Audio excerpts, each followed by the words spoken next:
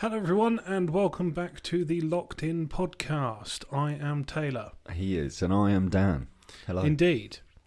Now, it's unlikely that we've got any Westover updates this week Yeah. because they didn't play. No. So, what I thought I'd do instead is update you on how shit I'm doing at Football Manager.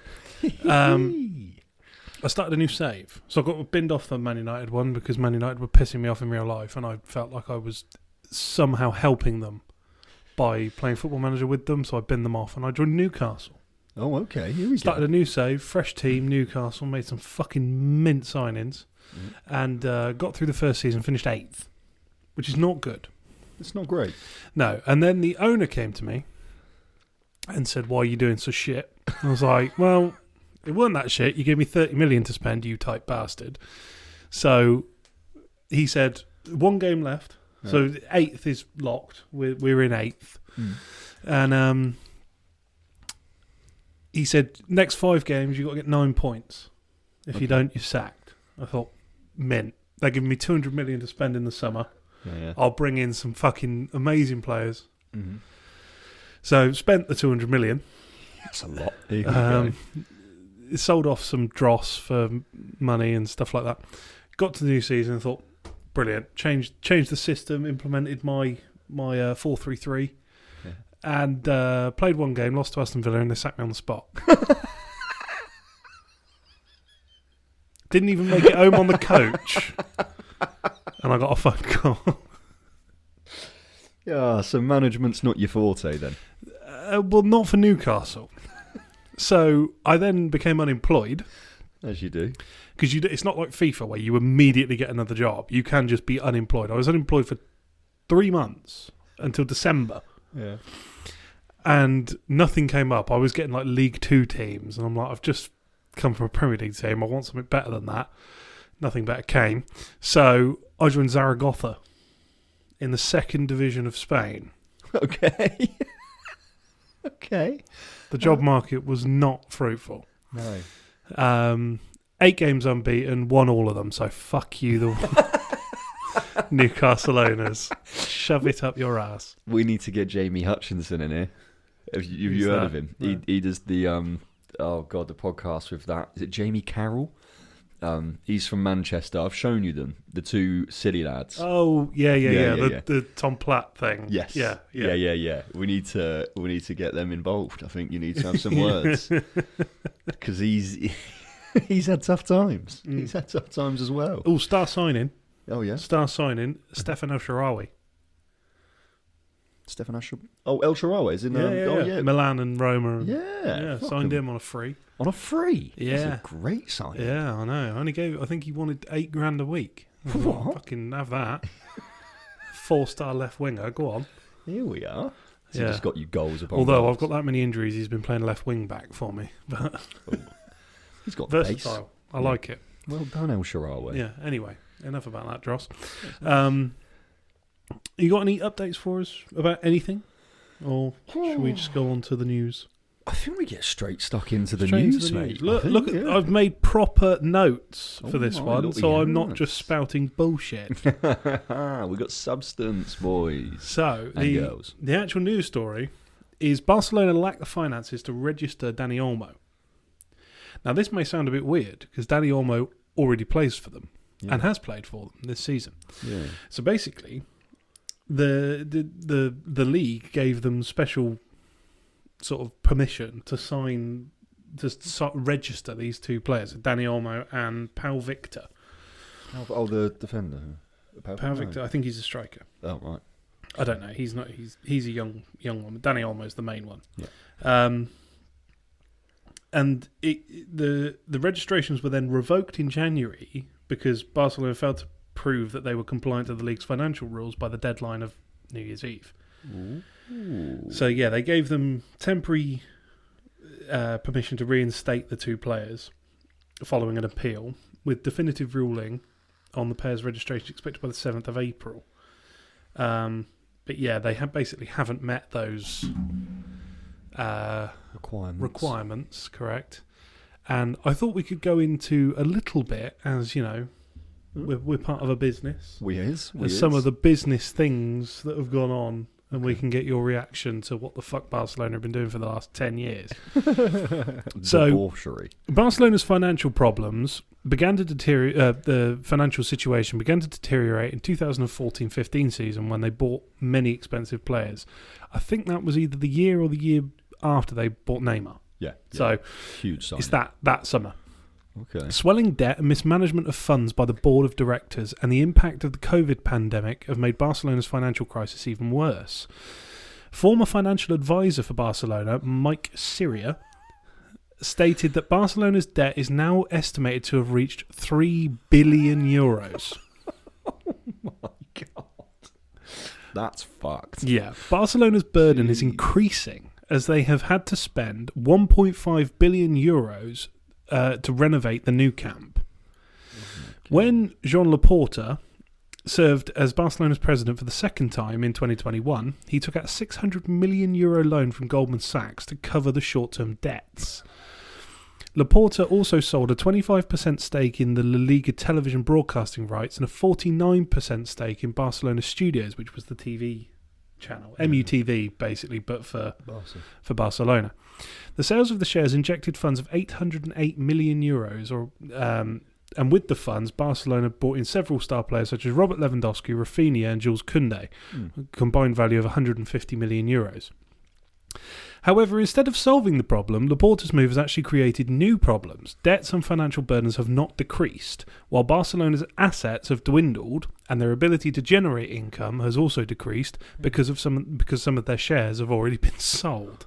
Jesus. So those shares that they sold in, I think, the television rights, 2021, he said. They would have generated over the next, I think it's 20 years, €1.2 billion. Off the and they TV sold rights. them for 500 million, something like that. I mean, I know you've got to make like pretty rash decisions to get yourself out of a hole sometimes, but surely they had those figures to hand. It's literally the definition of kicking the can down the road, isn't it? Yeah. We'll deal with that problem later. I'm like, my point with this is, how has this been allowed to happen? Do you know what I mean? How in terms of the shareholders and things like that, and how have they allowed this bloke to come in and just do this? Like, well, because on face value, or at face value, technically his decisions, like they bring you cash.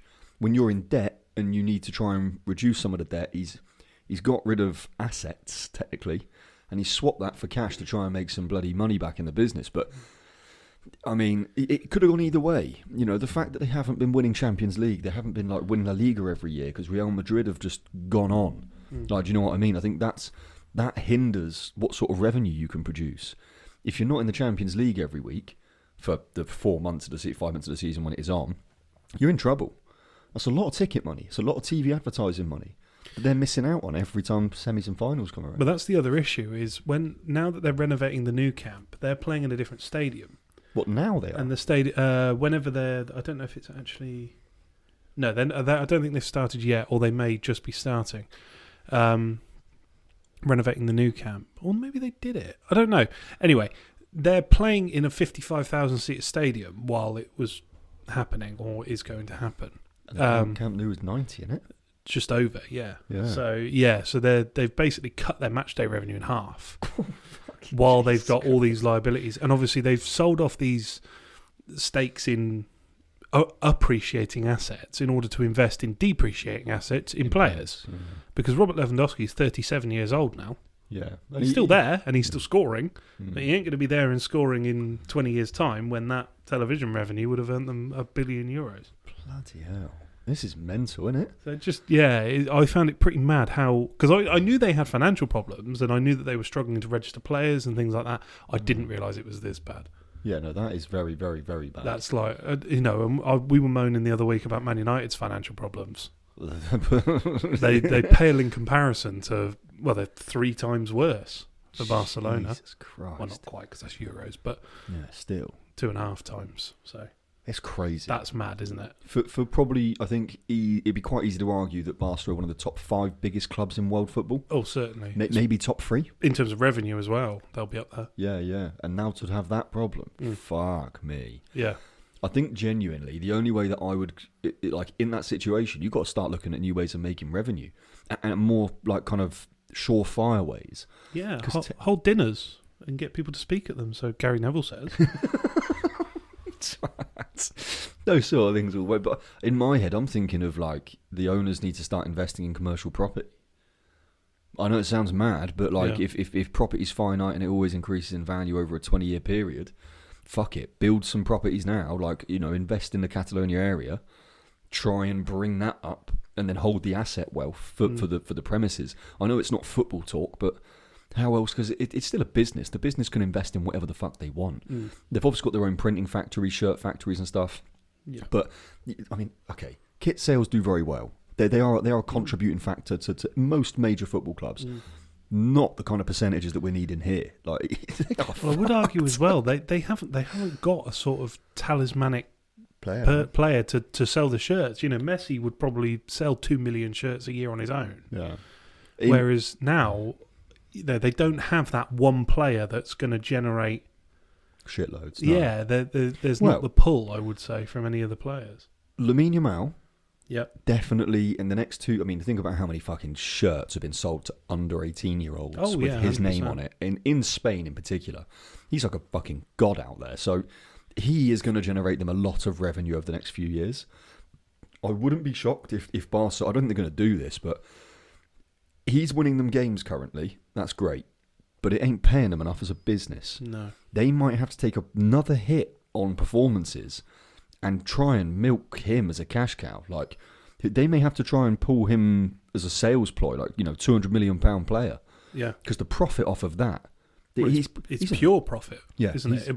By financial fair play rules. Yeah. That. What else do you do? Well, that's the thing. They could sell the whole squad, and it still wouldn't. It would barely make a dent in that. Like this, that's insane. Well, Pedri, Gavi, like, you know, they're going to have to be, even Rafinha. He has done very, very well since he's been there. Yeah. But you're right, they're not Messi's. He's not getting any younger either, Rafinha. No. You know, he's 26 now, 27. 5 years' time, that's going to be him done. Do you know what I mean? A pacey winger. Yeah. They don't last very long into their 30s normally. No, true. Lewandowski's probably going to retire in the next 2 years, or functionally retire. We've got a Saudi. Yeah, Saudi or MLS or something like that. And why not? Yeah, I just thought that was fucking shit. You know, shit times for Barca. They probably hear a lot about it in Spain, but you know, over here, I don't think that people quite realise the magnitude of the situation that Barcelona are in. They are up shit creek, 0 paddle. Yeah, it's not looking good. No, not looking good. Next, we have had news, not an official bid, but rumours that Real Madrid are interested in Bruno Fernandes for £90 million. Oh, interesting. Now, just to give some context on Bruno Fernandes for those that aren't Manchester United fans, this season he's played 45 games, scored 16 goals and 16 assists, so 32 goal involvements in 45 games. He's played a total of 278 games for Man United, 95 goals, 82 assists. It's good numbers for a midfielder. Yes, and all I would say negative about him is he's talismanic, but it's a slightly awkward fit in Amorim's system. Does he play 10? Does he play 6? It's difficult. But yeah, what I wanted to say is, would you take it as a not really a pseudo Man United fan? I know, but what do you think? Because he turns 31 in July. Bear in mind. I have always, since Bruno first came, I know that his numbers in the first year were incredible, but the problem was they were all kind of like something out of his 30-odd goals, whatever it was that he scored or was involved in, something like 16 or 18 were penalties. Now, I'm sorry, but there are so many more players available for less money that can put a penalty away. So, other than the fact, obviously, I know that he is heavily influencing results, goals and assists. I'm not disputing that. I do not understand how any team in the world could make a player like that their captain. A captain has to lead by example. The amount of times he throws a wobbly and he's just flinging his hands up in the air, whinging.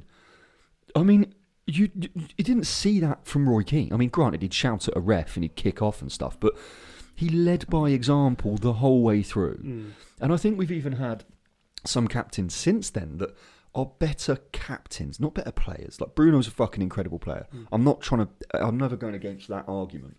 Although he does lose possession a lot for Man United. People don't like saying it, but he tries all these flicks and touches, sometimes in the right area, final third of the pitch, but quite often he's doing it at halfway lines. And okay, I don't know how many times it's led to us conceding or United conceding, but fundamentally, he's a great player. He's been an asset to the club. Don't dispute it. I would rather take the cash for him. And it's hard to say there's another midfielder out there that's going to replace that, or that would even want to come to United at the moment. Without him being there as the influence for goals and assists and stuff, I don't know what you're going to draw in. Because we can't keep going down this old centre mid route with the Casemiros, the Ericssons. Like, you can't just go putting in, say, Modric, for example, although it'd be a hell of an improvement on what we currently got. He's got 2 years left. So you've really got to be careful with who you'd go for. If I owned United in this situation, and I had the choice of, like, Bruno's leaving, what kind of deal do I want to create? I'd do a swap. I'd do a swap for Tchouaméni or for Camavinga. Not a direct swap. I'd want also 30 million, right? That, in my head, because obviously the Tchouaméni and Camavingas, they are investments for clubs because they've got another 10, 12 years on their careers. Bruno, 5, 6 years. I get it. But if you can negotiate that deal, you get 30 million in the bank, you've got a new player that is going to only grow with the club. That's the kind of thing that United need to try and do. If they're going to alleviate him and get rid of Bruno, you've got to bring in talent. And you've got to bring in talent that can stay there for 6 years. So that would be my thinking. I mean, swap deals are never going to happen because they don't impact the FFP enough. No. So what it would be is a full sale and then a full sale. Because Bruno's been there long enough that the amortisation of his transfer from Sporting is now paid off. Yeah. So effectively, anything they get for him is pure profit now.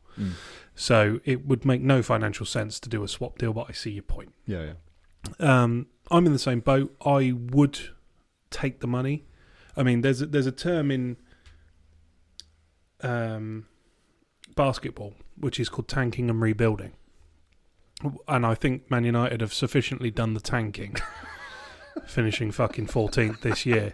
So I think it's time for fundamental change. I don't think any Man United fans are really under the illusion that that's not the case, which is why I'm shocked by these stories that Mainu or Garnacho could be sold. Yeah. I think that they're not the answer, but they're certainly not the problem. I think, Ruben Amorim's done well in sort of setting the precedent with Rashford. Rashford, he's not a scapegoat, but he's the example. Yeah. It's a case of my way or the highway. You work hard or you fuck off. And I think that's brilliant because I think they're the standards that haven't been set or haven't been implemented. They may well have been tried to be set by previous managers, but I think the players had far too much power and say in what went on, that sort of mob mentality. So yes, I would certainly take the 90 million because I think realistically the likelihood is that Real Madrid would pay most of that up front, whereas Man United have to pay over so many years, a bit like Chelsea have been doing. They'll have to do that because they're so cash poor. Yeah.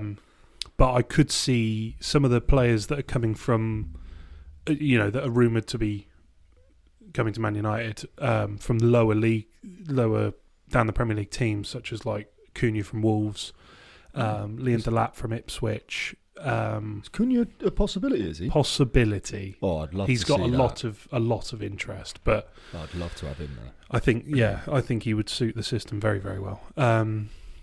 Some of these sorts of players that are, Semenyo from Bournemouth has been mentioned as well. Is it? But then Bournemouth came out and said they want 70 million, so they can fuck off.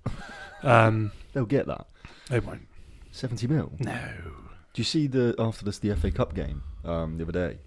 Like how many of the City players were having a conversation with Semenyo and Pep Guardiola specifically. Yeah, I think that they are they're going to go for him. I think summer transfer window, City will put a bid in for him.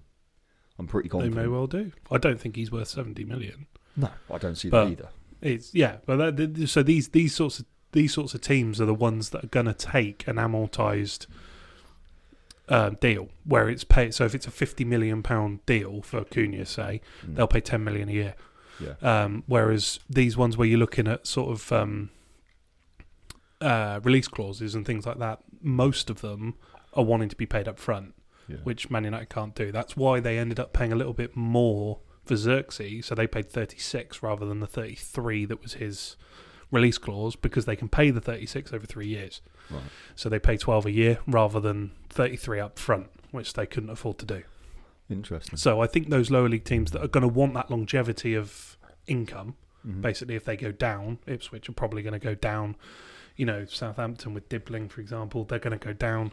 They're more likely to take these deals. Whereas if you're trying to buy a Tchouaméni or a Camavinga, Real Madrid don't give a shit if you're giving them 10 million a year for 10 years. Do you know what I mean? Not that it would be that long, but they're going to want the money now, and it won't happen. Man United can't afford it because they need the money long term from the sales, but also they need to pay across a period of time. So, yeah, I mean, Bruno is the sort of player. I mean, given the choice, I wouldn't sell him. But when you compare it to selling Mainu and Garnacho or him, it's him. He's basically 31. You've got 3 years of him probably at top class, and then he'll start to deteriorate because he's never really relied on pace. So, very true. Yeah. So yes, in short, yes, I would also take that deal, and I think that's pretty much the consensus I've been hearing from Man United fans is, Bruno, we love you, but sorry, it's 90 million quid. Ta-ta for now. Yeah, exactly. And I do really like Bruno. Despite all the paddies and losing the ball and stuff like that. Here's an observation for you. Go on.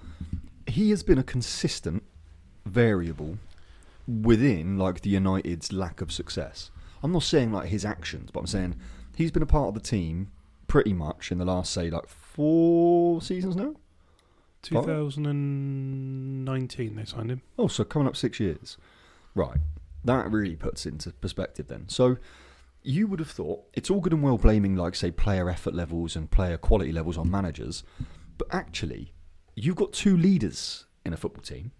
It has to be the captain. I mean, everybody needs to take like responsibility for their own actions and try and drive their teammates along and support them and build an ethos that means that you become unbreakable and unbeatable, like the class of 92, right? There's a reason why that worked. You had what every single ex-Man United player that played with Roy Keane, nearly all of them have said, if we had a fucking top 11 players ever, they'd put him in there. And it's obviously not because of his incredible, goal-scoring football ability, assists. He's a fucking leader. And sometimes that's all you need to then get everybody else ticking in the right way. And I would argue that Bruno has not tried to lead at the front and pull the players with him. His performances may well have been good, but if he's not influencing the teammates around him, it doesn't scream captain to me. And I'm not making him responsible, but I'm just saying I think there needs to be less pointing at managers that aren't on that pitch. They're not one of the 11. Like, I know you've got to try and make all the impact at the training sessions in the changing room, but fundamentally on that pitch, you need somebody that drags every player up to that standard. Yeah, no, I agree with that. I know he's definitely not the perfect captain, but I think the time he was given the captaincy, he was the best of a bad bunch. Before they had Harry Maguire, who briefly I think was an okay captain, not great. When he was playing well, that sort of translated onto the pitch. When he had that dip, he shouldn't have maintained the captaincy. No. So I think Bruno is not a stereotypical leader, but he does offer a talent level that is not shared by every player on that pitch. And I think that in terms of aspiration for the other players was probably the right choice, because they're going to look up to Bruno because, frankly, he's better than them. I think they were just waiting for him to win them games. And you can't. He literally has in some circumstances, but that's not the mentality you need from especially a club like Man United, because granted, we've had some of the world's best players, but other than that top 3, when you had the Rooney, Tevez, Ronaldo, right? We've not really... United haven't often had 6 or 7 players that can walk into any other team. Not since Fergie left. Do you know what I mean? And I think that you can't be reliant on anybody in a team to win you a game. You play your fucking part. If you're a defender, you ensure that you don't lose your team the game. If you're a midfielder, you're contributing to both sides of that. And if you're a bloody attacker, you've got to be scoring goals. If you're not, then you're of no use. And I don't mean that horribly, but literally, if you're not scoring goals and you're a striker or a winger, what you're doing? It's literally your job. No. I can see, if he's still here in 3 years, probably De Ligt becoming the captain. Yeah, that would be nice, man. I like him. He is a leader. He leads by example. Fuck me, yeah. Nothing in the media. He seems like a good lad. Yeah. You know, he was captain in Ajax at 17. That says something. Do you know what I mean? Doing speeches in front of the ultras and stuff like that. That's the sort of leader. That's the closest thing to Roy Keane that Man United have at the minute. I'd agree with that. And yeah, I can see I can see why he hasn't got it already. Is that he's a new signing? He's been there less than a year, Of course. and it's very rare that a player that's been there that length of time will get the captaincy. But yeah, I can see that becoming the case. Interesting piece. Now, Dan, Here we go. do we have a mentality problem in young footballers? And I'll give you some context. Hit me with it. So you look over the last, let's say, 10 years of some of the young players, and it is only some. I've got 3 Man United examples here, just because they're the ones I know most about. There will be other examples, but so the 3 I've put down are Ravel Morrison, Marcus Rashford, and Jadon Sancho. Yeah. Now, Ravel Morrison was consensus. Even the players that played with him said he was the best player they'd ever seen. Yeah. And yet, on the pitch, he looked bang average at best. So what that says to me is that he didn't care. Yeah. There was stories at West Ham. Sam Allardyce has come out and said where he'd ring him and he was in Scotland or in Manchester or something on a match day. What are you doing? With all that potential. I mean, the most prevalent one at the minute is Jadon Sancho, I would say, and as Man United fans have lovingly called him the freedom fighter now. I don't know if you know why, because I know you don't know the news. When Rashford signed for Villa, he commented on Rashford's announcement post saying freedom with like a praying hands emoji. Oh my God. I'm like, hang on a minute, mate. You're still contracted to Man United. You don't do that. Yeah. Don't do that. They're still paying your wages. Like, it's a fucking joke. So, Sancho, there's been talk. This isn't news. This has been, floating around for the last few weeks. But there's a chance that Chelsea pay a fee to get out of the obligation to buy agreement in the loan deal. Oh, really? So there is potentially a chance that they pay a substantial fee to cancel the obligation, basically, which is like unheard of. But if there's an obligation, you pay it. He seems to be settling in pretty well, though. He's had one shot on target since Boxing Day. Yeah, no, I don't mean in terms of, not game impact, but, he looks like a different player there compared to what I saw at United. He's playing with more confidence. I know at the minute he's not getting the results, but why is Maresca picking him regularly? Chelsea fans have completely turned on him recently, and I'm telling you this because you wouldn't have seen it. Yeah, I wouldn't have. So he got 3 assists in his first 3 games, which was way back in August, September time. Yeah, and then has done effectively nothing since. Maresca hasn't come out and said anything, but when he's asked, you can tell that something ain't right, and he's basically had discipline issues and lateness issues and things like that. And Maresca is so militant with stuff like that I'm amazed he's picking him at all. The consensus from Chelsea fans is they fucking hate him because he just doesn't try, and it's becoming an issue, and they don't want to take him on, which is fair enough because Man United certainly don't want him either. And what amazes me is that must be the one of the most embarrassing situations that a footballer can have, to fall out of favour from one club, get sent on loan to another one, them have an obligation to buy, and you be that dismal that they cancel the obligation. They pay a substantial fee, which is looking like it could be between £5 and £10 million for just not having not taking this obligation. Jesus Christ, it's a lot of money. You've ruined your career, and what's come out is that there's been discipline and lateness and issues since Manchester City, which is the academy he came from.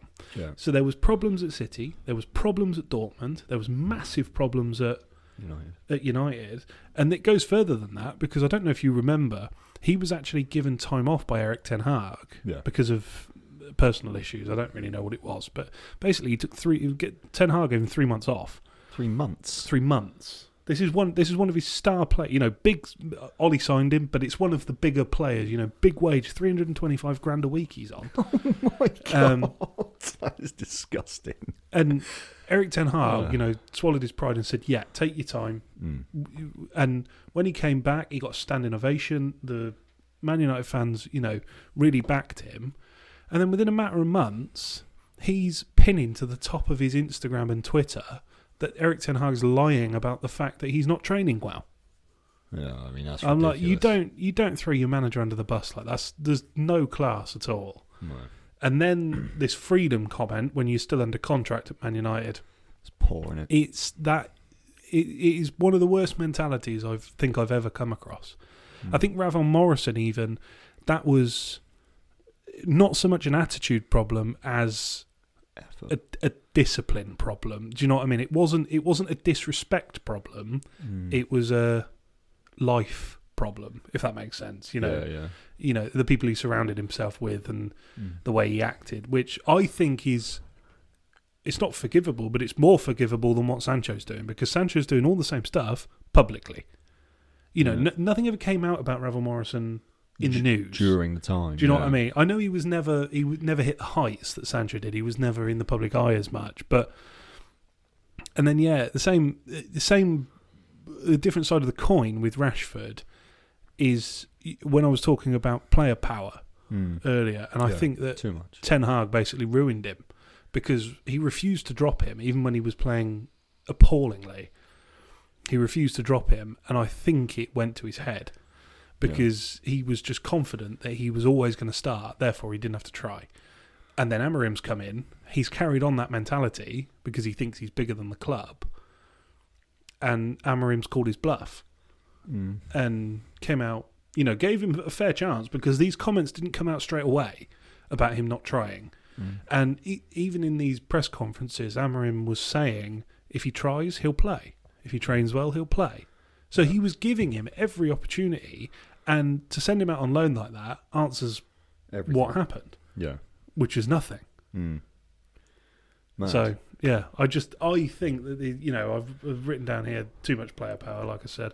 Too much money at a young age. Yeah. Jadon Sancho joined United at 21, I want to say. 21, 22, yeah. And that was the contract he was given. 300 and something £1,000 a week.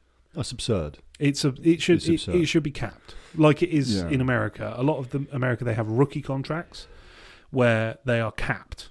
There's still a lot of money. Don't get me wrong, but they're capped because there was an instance of a American football player called Jamarcus Russell, and he was like the next big thing. He was a quarterback, and he was signed to they would have been the Oakland Raiders at the time, I think. And he negotiated the biggest rookie contract that's ever been given. And he came back because there's a break after the draft, which is how they do it in America. He came back, he was about 3 stone overweight. He was given film to watch, which they thought he wasn't watching, to information on the other team.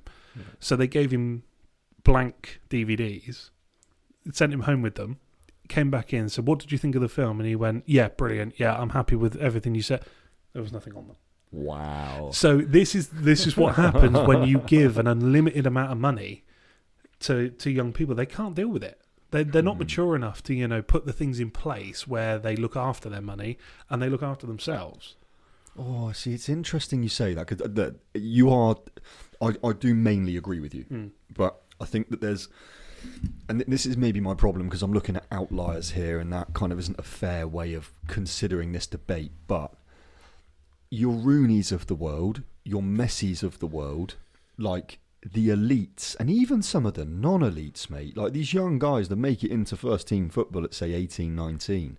Jermaine Genius is a really weird kind of mediocre example of this. He was a proper professional the whole way through his career. Regardless of what media hype there was, regardless of paychecks, he turned up every fucking week for training. and he turned up on match days. I'm not saying that he had the same impact as a Rooney, as a Rashford did at the beginning of his United career, but it depends on the individual. Like, upbringing, I think, it's the mentality of the individual that's important. Do you get into football because it's a lucrative and a money-making career path? Yes, it's a draw, but I honestly think that the best players ever don't. The money is just a fucking byproduct. I am going to be the best in the world, and I'm going to put whatever effort is necessary to become that. That mentality, money can't change. So I think what this really screams to me is like, I saw it at school with kids from the age of like, say, 13, 14, 15, 16. They thought they ran the school because there was no repercussions. I had kids spit at teachers' faces, genuinely true. I didn't laugh at the time. I was like, what the fuck? If I was that teacher and a child did that to me, I'm going to prison, granted, but kids getting a smack. Like, I'm not being disrespected that much. But the problem is there's just no repercussions for these young... They're not even young adults. They're teenagers. Yeah. And then they get to 15, 16 years of age and they're being lauded as the best thing. Their mind is being basically twisted into an unbreakable force.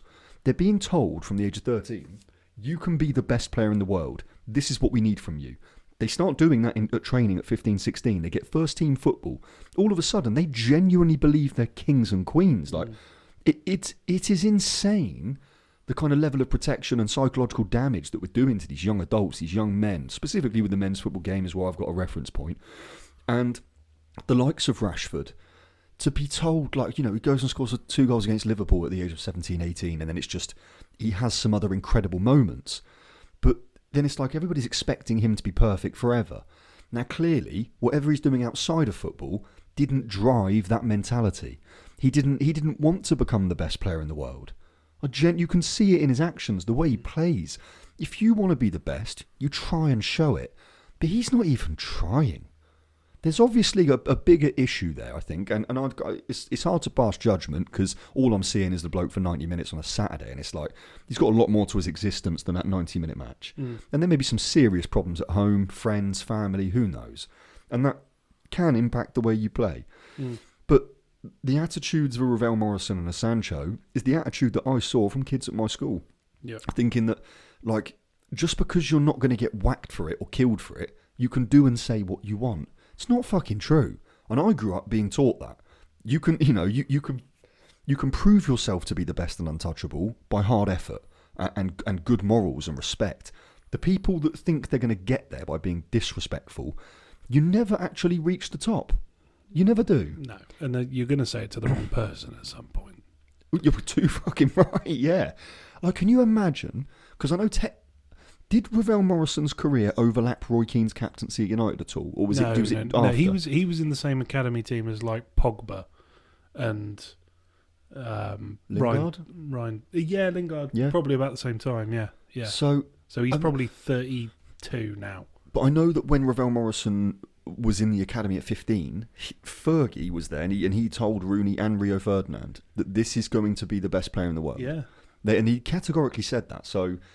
It's like the way that they've acted since, like the fact, it's a killer for me on this one because I think morally any footballer, anybody should be allowed to go and have dinner with their family on Christmas Day. But the price on the fucking ticket, as Simon Jordan very well says, is it's a problem because you sign up to be paid an absolutely astronomical amount of money to then kick a ball around and then act like an athlete 24/7, right?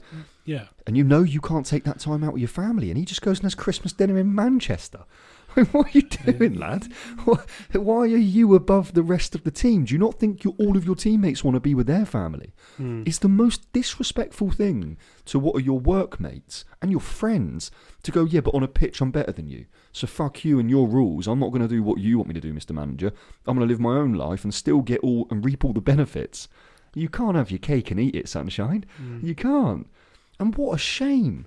Because honestly, I would love to have seen what that kid could have become, Ravel Morrison. He's roughly my age. And it's like... You saw flashes of it now and again. Yeah. Like that goal he scored for West Ham. Against Tottenham, yeah. And he just ran through everyone. And that goal he scored in training for Yeah. Birmingham, I think it was, Yeah. and stuff like that. So you see that the player that's in there. Oh, it's insane. Like, but the thing is, you can't survive on talent forever. Nope. And we spoke about that before, didn't we? It was just you can survive on talent for so long, but it's about then accepting it and Proving it week in, week out is what it's about. yeah. It's why I didn't like when Ronaldo left, because I think that Man United, I think he could have been a great influence on people like Rashford if he'd been there longer. Yeah, 100%. And been able to sort of, because he is the top of the top for mentality. Yeah. No one's mentality is on Ronaldo's level. No. And that's why he scored 28 goals this season at 40 years old. Do you know what I mean? I know it's in a bit of a tin pot league, but Still, you know, got to do it.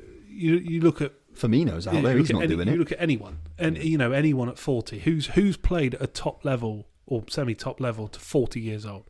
You can probably name on one hand how many. Can't think of one. Well, people Teddy like Sheringham. Stanley Matthews, Teddy Sheringham. That's about it, lad. There's not many. There is really not many. Buffon, But he was close in the Buffon, end. yeah, goalkeepers are a bit different now, Yeah, aren't of course. they? But yeah, it's like you say, it is a bit of a shame. It is. And the main problem for a lot of these people is football's all they ever know, but it's not a forever career. No. If you do your ACL, MCL at 24, that might be your career over, and it's all you've ever known. So yeah, it's why like people like Park Ji-sung, who were doing like degrees while they were at Man United, and then mental, isn't it? retired and immediately went back to university. And he played on the university. He went to university in England, and he played in a university football team. No. I'm like, even at like 36 or whatever he was, Doing bits. Yeah. He was absolutely doing bits. Yeah. What uni did he? I need to I know don't more know. about that story. I don't know. I couldn't That's- find out. But Another podcast. I'd love to hear more about that. I Park bet he Ji-sung, tore I it up. love him so much. Yeah, that my friend, that's an individual that leads by example. Yeah, You know, might not be a big character, but he does what's necessary for his team. yeah. Here we go. What we got next, eh? We sort of touched on it earlier, and I thought I'd bring it back to it, which is FFP or financial fair play too strict? Should it be larger, or is that unfair to the smaller clubs? Is it restricting the quality of the Premier League? And then I've got a bit of information, which is it's last season's one. I couldn't find. I don't think this season's one's been released yet, but I thought I'd find out what the Premier League actually pays each team, just to see the disparity between first and last place. Because in Spain, for example, it's enormous, the difference. Really? So, I can't remember what it was. It was a stat like 70% of the money went to 3 teams. Oh my god. Yeah, don't quote me. That's probably not exactly correct, but the disparity was mad. So I thought I'd have a look and just see if, how much of a detriment it is. I know match day and shirt sales and stuff like that, but just purely on what they're paid by the Premier League, see what the disparity was between the first and last place. Yeah. So this is last year. So the Man City won the league, obviously. They got paid £175.9 million in total. Okay. So that's across an equal share pay, facility fees, merit payment for the UK, and this is international as well. So obviously you get televised rights around the world and in the UK, and then a central commercial payment. Okay. So 175.9 million was Man City's payment. Yeah. And then you had Sheffield United, who were one of the worst teams in Premier League history last season. They got relegated immediately. 109 million, 0.7. So it's only a 70 million pound swing, which obviously in everyday money is a lot, but in football terms, it's not that much. But isn't that the balloon payment they give them to prevent them from having just way excessive wage bills? I think that's the purpose of that. 'Cause I heard This Simon is Jordan. simply basically television right money. That's all this is. Oh right. So there's they'll get extra money on top of that, It's like you not said. 150 million they're given to drop down to Championship. Do you know that? Well, they get parachute payment. It's That's spread across parachute. 3 or 4 years. Right. Yeah. But yes, I know they do get money to maintain. I mean, so got what? Maintain Just levels. very quickly run us through second and third. So second was Arsenal at 175.5. Wait. So basically the same. Yeah. 0.4 of it, £400,000 difference. Then Liverpool 171. Then Aston Villa 162. Tottenham Hotspur 164. So it does swing because it also goes on how many games are televised. Now, obviously, Aston Villa, as of last season, weren't expected to do very well, so they didn't buy as many as their games. So they only actually got 22 games televised, whereas Tottenham got 28 games televised, and that's why there's a little bit of a disparity with them. That's why Tottenham earned a little bit more. How many of City's games were televised? 28. Same Arsenal as had the Spurs. most at 31. Wow. Burnley had the least at 10. What's United have last year? I bet they had a lot, just because fan base. Yeah, 28. So not Yeah. the top, but they're joint second, effectively. And then further down the league, you got 13, Sheffield United, Luton Town, 13. Nottingham Forest had 19. Everton had 23, and they're right down near the bottom. Yeah. So they had 132 million. I mean, that's quite interesting. I had no idea about that. I've never ever seen those statistics before. Well, I knew through Football Manager that it was a substantial amount, but I wasn't going to trust Football Manager's number. It's actually over double what you get on Football Manager as to what they receive. You get about 80 million on Football Manager per season. Jesus. So yeah, that was my thinking, is because you're seeing all these teams now, Everton last year, Nottingham Forest last year, Man City this year to more of an extent, Man United are in financial trouble. I know that's not entirely their fault, but it's just all these. Is financial fair play too strict? Because if you're getting all these teams that need to spend this money to compete, but they're not allowing them to, you think like Nottingham Forest, I don't think are the richest team in the world, but they could certainly spend more than they're allowed to spend through FFP. And that could have got them to where they are this season 3 years ago. And they could be in a better financial position. It could have saved, I don't know who has really, really rich owners further down the league. But, for example, if Sheffield United was suddenly owned by Qatar or something like that, they come up. They're only allowed to spend a certain amount of money because they only earn a certain amount of money. Would it make for a more entertaining system if they could come in and spend £500 million? The problem is it would kill the game. Commercially, like what you start doing when, so for example, it's like flies around shit, innit? If you've got something that draws a huge amount of capital, greedy cunts are going to go find it, right? And that's why you got the Todd Bowleys of the world, because they're egomaniacs that have got an insane amount of capital at their disposal, and they just want to have toys. And football to them is a toy. This is not something that they're passionate about. It's not something that he's like been in love with since a kid. He's not got a reason, like an emotional reason, to be involved in this sport, which means he's going to struggle to align with the desires of the fans. And we've seen that. It's happened a lot. Look at United and the Glazers, okay, when they first came in, all good. But then over the last 10 years, they've bled the club fucking dry because they have no interest in the success of Man United as a football team. They have an interest in them succeeding commercially. And the problem is, if you start playing around with £500 million transfer spends by one club in a year, what you're going to do is you're going to write off 90% of the current owners. And then you have to be bought by a Saudi, basically a country. You've got to be bought by a bloody country or some sort of Elon Musk Spotify guy that's just worth untold billions, so that they can then play this game, which to them would be a game. And it will ruin it. I'm telling you, from my perspective, I feel like the more money that's gone into football, and not including, say, 20 years ago, but since that point, I don't think I've seen improvements. Football's become more boring. The goals of the month competitions that used to happen from 2004 to 2012, ridiculous. The entertainment value with Tarat, with JJ Okocha, with Ronaldo, with all these flair players that now can't work. Because it's all so much about the minor details and those specific numbers and like data that you now have to tell these tricky, creative players, can't do that. We've gone through your stats and I'm sorry, but that's just not successful enough for us as a club. So they're kind of killing football with money anyway.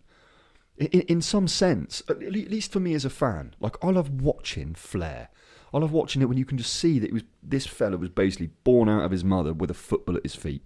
That is why I love football. Watching these people that have devoted literally years of their life, like in actual time, to kicking a bag of air around. It was their love, their passion, it's all they cared about. That, for me, is football.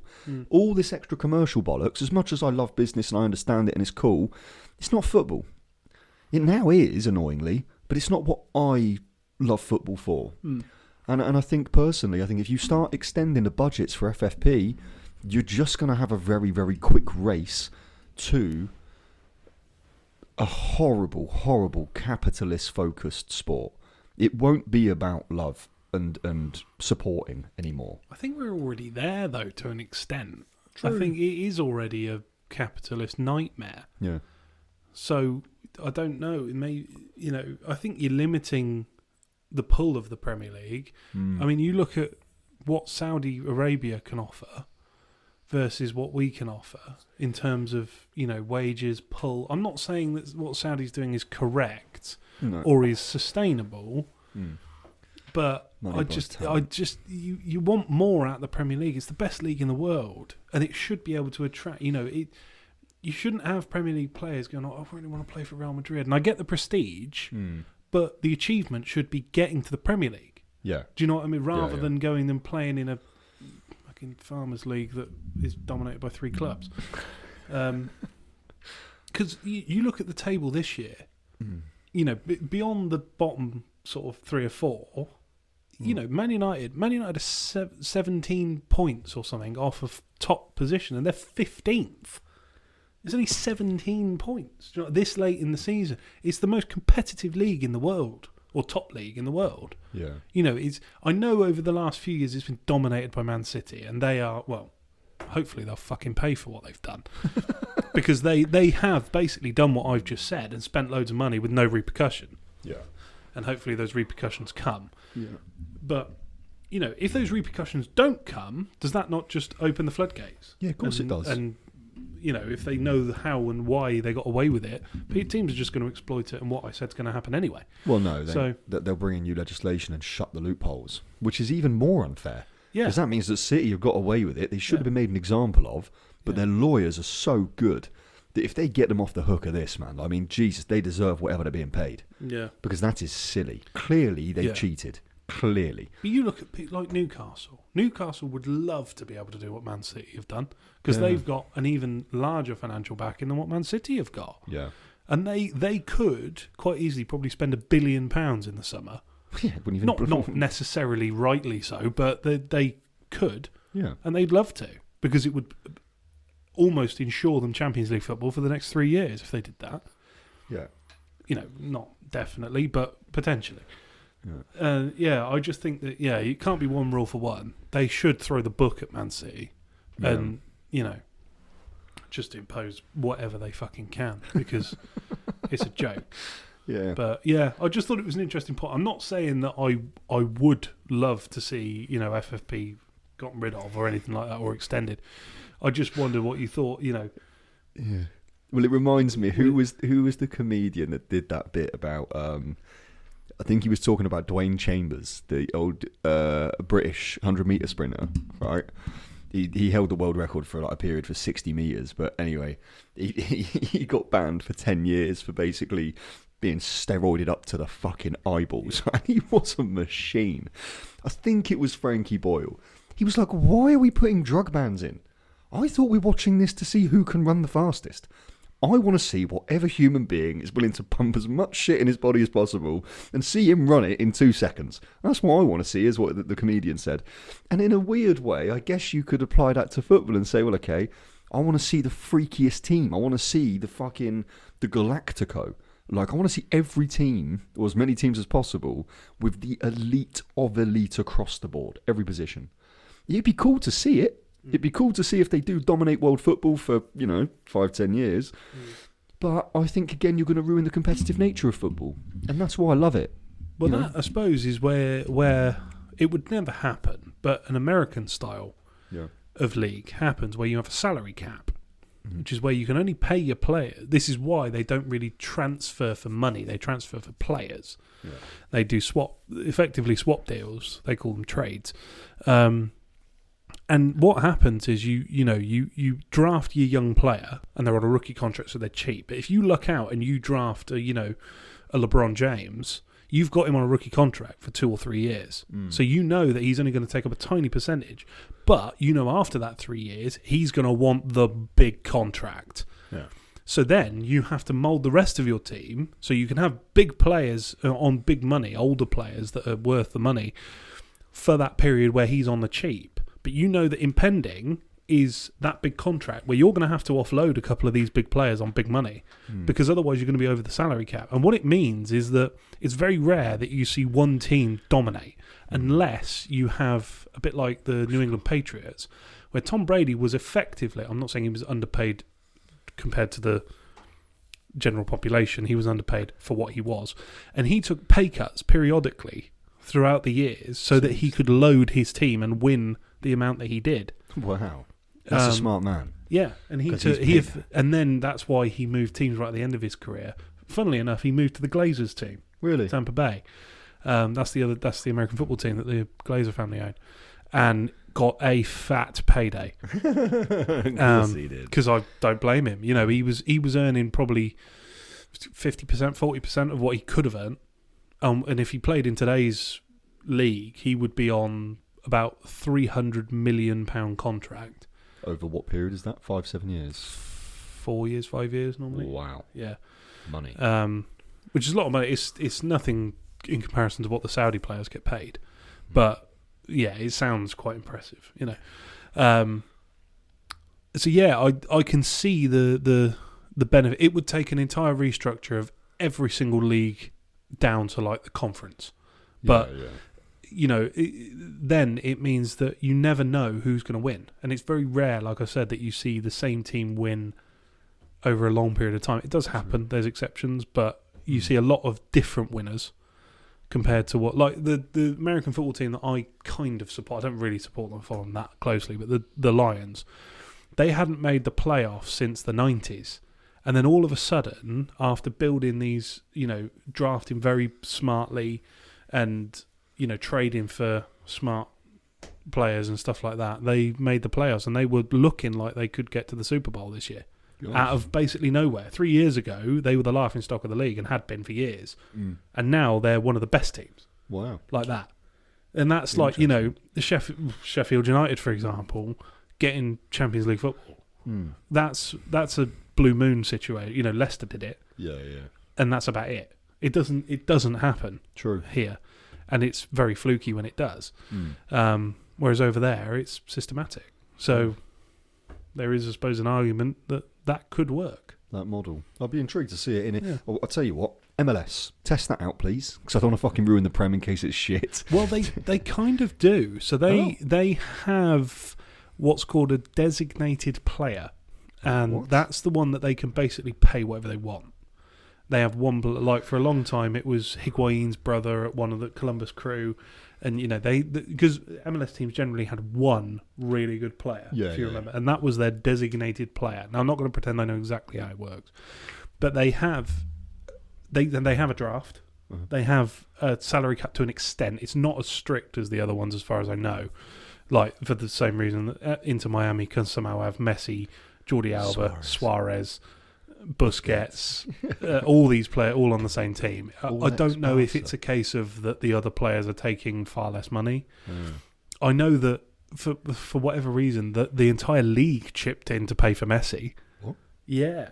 Every team in the MLS. He got rights, didn't he? To the league. Chipped it. He kept his own image rights, and every team chipped in a bit of money to get into the league. Because of how much pull it's brought. Mate. Oh yeah, it will have brought a ridiculous amount of eyes and money and stuff, mainly to Inter Miami, but it will have trickled down. Of course. And can you just imagine that? Like Lamine Yamal getting transferred to Liverpool, and Man United paying some of that transfer fee. Yeah, it's a bit of a mad concept, isn't it? Yeah, but it's the right thing for the sport. You know, that's the thing. Yeah, for the betterment of the league. Yeah. You know, long term, whatever they've paid to get the Messi to go against them to help them lose games, they're winning financially because of the viewership. Yeah. And you know, the increased eyes on the sport, the more money people get paid. It's that simple. Yeah. You know, the reason why the Prem players get paid these astronomical amounts of money is because we keep fucking paying to watch it. I pay £45 a month for bloody Now TV and BT Sports. Guilty as charged. What do you mean? Oh yeah, literally, yeah. You know, and this is why I don't really have a go. I don't like the player salaries, but I'm part of the problem. Yeah, it's relative, isn't it? Yeah, they earn what they bring in. You know, I've either got to get a cracked fire stick or. Allegedly. Allegedly. I said I've got to get one, meaning I don't have one now. Hence why I spend £45 a month on the fucking stuff. Oh. The joys. Well, there you go. Is that us done? That is us done. Bloody Up and beautiful. That was good. Yeah. Well, I was enjoyed nice. that. I hope you Muppets enjoyed it. Yeah. Sorry for calling you a Muppet, but, you know, I'm one, so you may as well be one Blame too. Dan, not me. Yeah, it's come out of my mouth. I'll Yeah. take ownership of that one. Yeah. Yeah. And if you could stop calling me fat on TikTok, I'd really appreciate it. Oh, Fuckers. Anyway, Here we go. see you next week. Guten Tag. Bye bye. Bonjour.